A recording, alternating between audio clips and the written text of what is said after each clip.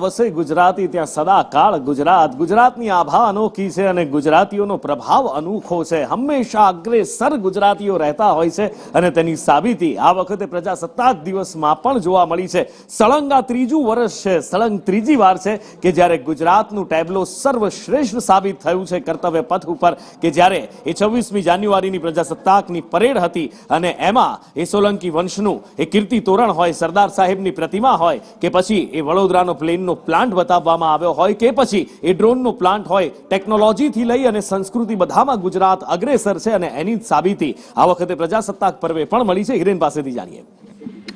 પ્રજાસત્તાક પર્વ નિમિત્તે દિલ્હીમાં જે ગુજરાતનો ટેબ્લો હતો એની થીમ હતી આનર્તપુરથી એકતાનગર સુધી, એટલે કે જૂના સમયમાં ગુજરાત જ્યારે આનર્તપુર તરીકે ઓળખાતું હતું ત્યાંથી લઈ અને સ્ટેચ્યુ ઓફ યુનિટી બન્યા સુધીની જે આખી જર્ની છે એને બનાવતો ટેબ્લો હતો. એ સતત ત્રીજી વર્ષે ગુજરાતને મહત્વનું સ્થાન પ્રાપ્ત થયું છે પોપ્યુલર ચોઇસ કેટેગરીમાં, એટલે કે લોકોએ જે પસંદગી કરવાની હોય છે એની અંદર સતત ત્રીજા વર્ષે ગુજરાત પ્રથમ નંબરે રહ્યું છે.